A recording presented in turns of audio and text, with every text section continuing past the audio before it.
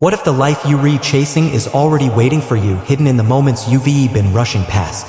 In a world that demands speed and endless achievement, Buddhist wisdom calls us to pause, to breathe, to find meaning in the quiet unfoldment of now.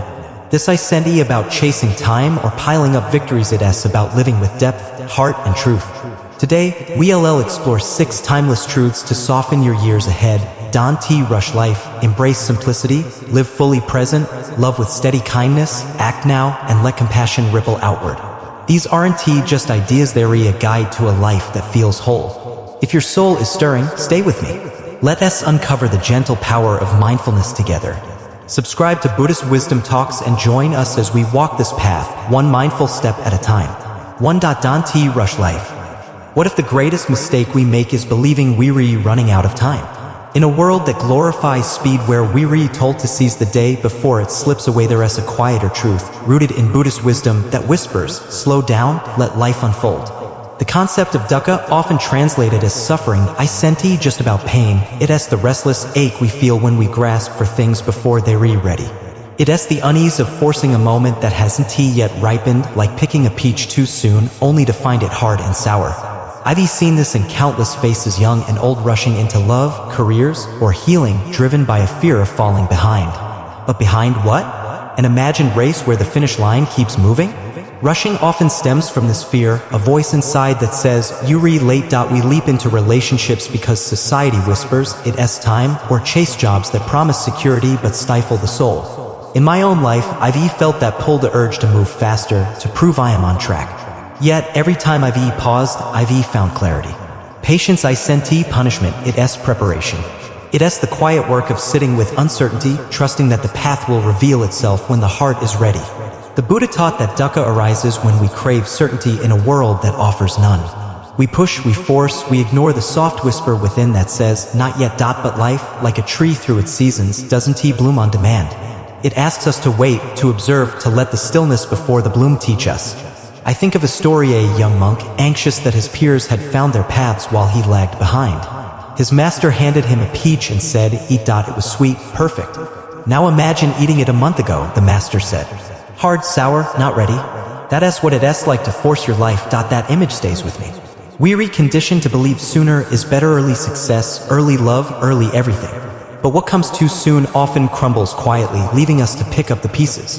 Anicca, impermanence, reminds us that everything changes, and rushing won't outrun that truth. Instead, walk slower. Listen to the signposts meant for you. The path opens not when the world demands it, but when your spirit is ready. This isn't about standing still, it's about discerning readiness from restlessness. If you're reading this, maybe you've rushed before, felt the sting of a choice made too soon. Or maybe you're learning now in this season of life that waiting isn't wasting. The Buddha said, "Do not act hastily. A mistake made in haste may last a lifetime." So breathe. Let your next step come like a blossom in its own time. You're not behind, you're unfolding, just as you're meant to. Trust that, and you'll find not just peace, but a life that fits you, whole and true. 2. Simplicity is wealth. What if the richest life isn't the one with the most, but the one with the least clutter? In a world shouting that more stuff, more status, more noise equals happiness, there is a quieter truth rooted in Buddhist wisdom that begs us to reconsider. Santosha, or contentment, isn't about chasing what shines, it's about finding joy in what's already here. A warm meal shared with a friend, the hush of a quiet morning, the flicker of a single candle. I've felt this myself, those fleeting moments when the heart feels full without a dollar spent or an applause earned. Yet, somewhere along the way, we're taught to trade this simplicity for something flashier, as if a crowded life is a successful one. The video captures this beautifully, likening our lives to an overflowing teacup. A monk pours tea until it spills, and the lesson lands hard. When we're too full of things, obligations, distractions, there is no room for peace. I've seen it in my own life, piling up commitments and possessions only to feel emptier. We clutter our homes, our schedules, our minds, measuring worth by how busy we are or how much we own. But joy? It lingers in the simple things, the taste of soup on a cold night, the sound of snow falling, the laugh of a child. These don't shout, they settle deep, like memories that still make you smile for no reason. Buddhism teaches that true wealth isn't bought, it's recognized. The Buddha said, health is the greatest gift, contentment the greatest wealth, leaving out money or status because they pale next to a heart at ease. Simplicity I senti deprivation, it is choosing what nourishes the soul over what distracts the mind. I think of a story, a rich man, surrounded by everything, asks a monk why he is still unhappy. The monk pours tea, letting it overflow, and says, until you make space, peace can't tea enter. That is too full of habits that don't tea serve, commitments born of guilt, or things we thought we needed. Letting go creates room for what matters. As years pass, this truth sharpens. Maybe we tired of keeping up appearances or have lost enough to see what is essential. Simplicity is washing a dish and feeling the water, listening fully when someone speaks, lighting a candle just to watch it dance. It is not about having less, it is about holding what is real. If you feeling overwhelmed, ask, what can I release? What would my life feel like if I stopped proving and started being? The lotus doesn't bloom by outshining others, it rises naturally from the mud when the time is right. Your life, stripped of excess, doesn't shrink, it deepens. So pause, let go, and rediscover the wealth already in your hands, a moment, a breath, a heart that is finally free to rest. 3.Live right, not long. What if the secret to a good life I senti how long it lasts, but how deeply it is felt? Weary obsessed with stretching our years, chasing more time to love, to see, to hold on. But Buddhist wisdom, grounded in anicca impermanence, whispers a different truth. It is not about living long, but living right. A life of 90 years spent distracted or anxious pales next to 40 years of full presence, where every moment is truly tasted. I've felt this in my own heart days where I was just going through the motions versus those rare, awake moments when the world shimmered with meaning. The difference I senti time, it is attention. The video brings this home with a Zen story that haunts me. A man chased by a tiger flees through a forest until he is trapped at a cliff's edge. Above, the tiger snarls, below, another waits by the river. Clinging to a vine, he spots a wild strawberry, plucks it, and eats. How sweet it tastes, he whispers. Facing death, he chooses to savor the moment. That is living right, finding sweetness even with tigers above and below. It is not ignoring uncertainty but embracing what is here, now. Anicca teaches that everything our loves, our bodies, our dreams changes. This I senti meant to scare us, it is a call to wake up, to stop postponing life for someday. We've all been there, haven't we? Checking boxes, filling days with noise, telling ourselves we'll really live when the kids are grown, the bills are paid, or we're healthier. But life doesn't wait. It slips by like breath unnoticed until it is faint. The Buddha never promised longevity, only clarity and liberation from suffering. He said understanding everything is to forgive everything, starting with our fixation on time. I once heard someone say, I've lived many years, but the years I remember are the ones where I stopped surviving and started being awake. That hit me hard. A long life disconnected from presence is like a book unread, its pages unturned. If you rereading this, maybe your body is slower now, your hands tremble, or your bones ache. Know this, you're not behind. Your breath still carries purpose, your eyes still hold stories. The video reminds us that panic about time left counting regrets or undone dreams misses the point. It is not about doing more, but being more present, more kind, more alive to the gifts in your hands. The Buddha taught, the trouble is you think you have time. When you see you don't, every moment becomes sacred, not out of fear, but because you finally feel its weight. So don't measure your life by candles on a cake. Measure it by how fully you light up a room, how gently you touch the world. Live right, not long, and every day will shine with meaning. For love as a steady ember. What if the truest love I senti, the one that burns brightest, but the one that glows steady through the years? We grow up chasing love as a wildfire, hot, consuming, impossible to miss. But Buddhist wisdom, through the lens of metta or loving kindness, reveals a deeper truth. Love I senti, a fleeting flame, it as a quiet ember, warm and constant, glowing even when no one is watching. I've felt this in moments that don't make headlines, the hand that reaches for mine in silence, the cup of tea poured without asking. These small acts, not grand gestures, weave the fabric of enduring relationships, and they've taught me more about love than any poem ever could.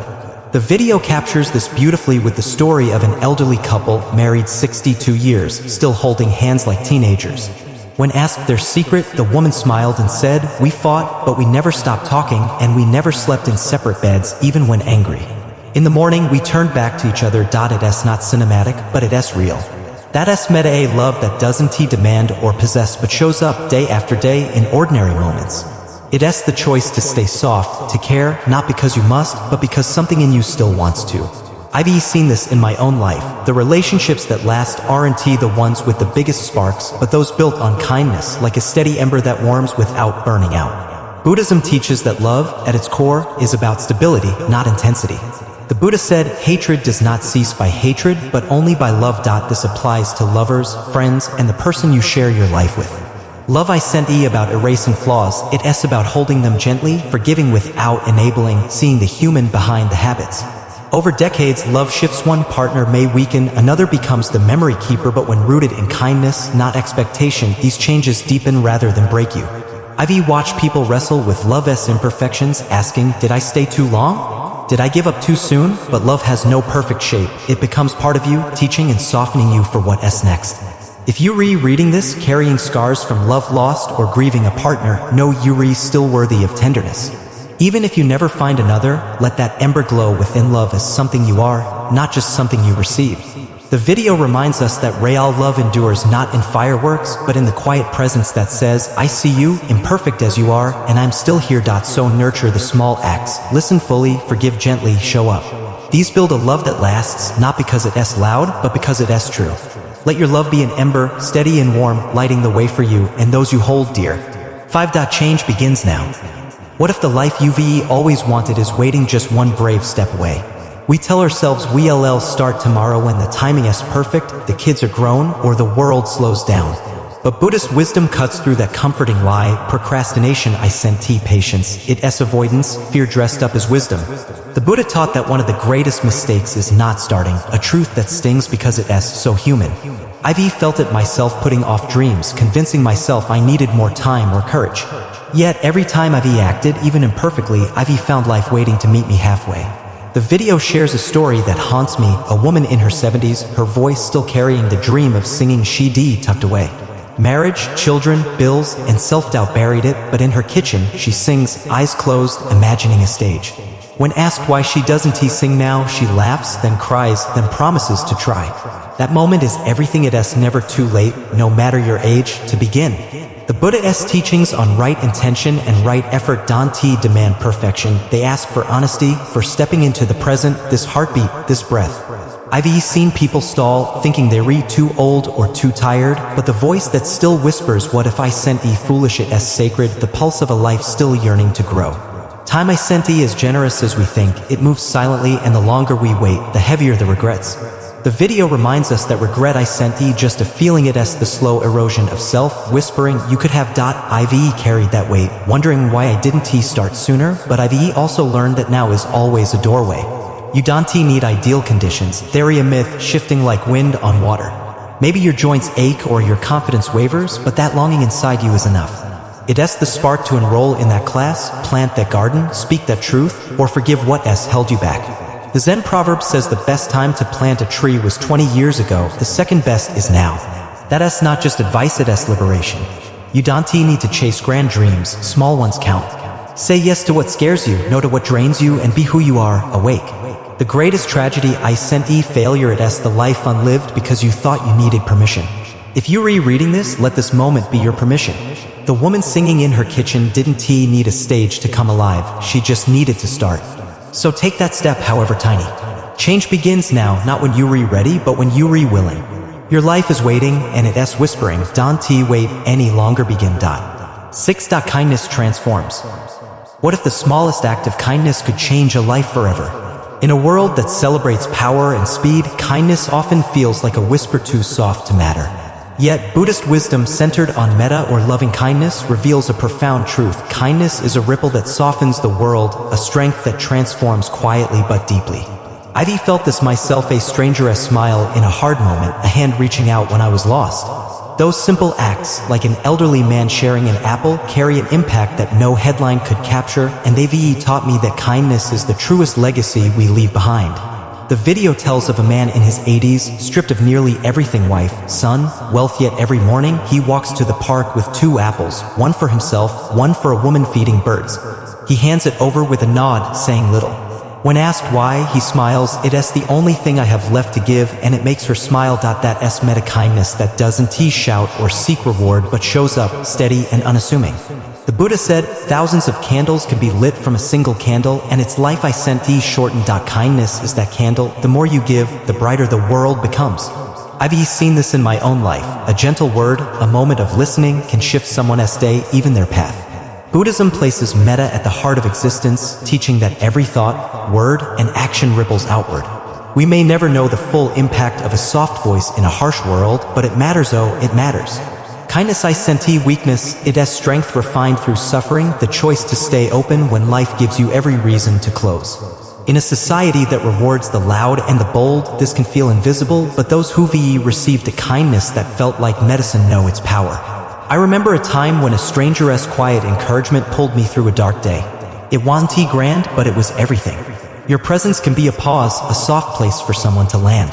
The video reminds us that a legacy isn't measured by achievements, but by how people feel around you. You don't need wealth or youth, just willingness. Speak gently when it's easier to be sharp, listen when someone needs to be heard, forgive when it's hard. If you reading this, think, what if your kindness could be someone's lifeline? The man with the apple didn't change the world, but he changed her world. That's enough. So let your life be a series of small, kind acts, smiles shared, hands held, moments given. Kindness transforms, not because it's loud, but because it's real. Start today and watch the ripples spread, softening the world one gentle act at a time. What if today is the day you begin to live the life you were always meant for? Through these 6 truths, waiting for life to ripen, finding wealth in simplicity, measuring life by presence, loving with a steady ember, starting now and spreading kindness, we've seen that your past doesn't bind you and the future I sent to your only hope. Your power is here, in this moment, this choice to live awake. The Buddha taught that every instant is sacred when you see its worth, so let us not waste another day waiting for someday. If this moved you, a memory sparked, a longing awakened, carry it forward. Ask, what small step can I take today to live deeper, love gentler, be kinder? This is your life calling, whispering you are enough. Subscribe to Buddhist Wisdom Talks to keep exploring these truths with us. Share this video with someone who needs its quiet wisdom and let us journey together mindfully, one breath at a time. Until next time, may you be well, may you be peaceful, may you be awake.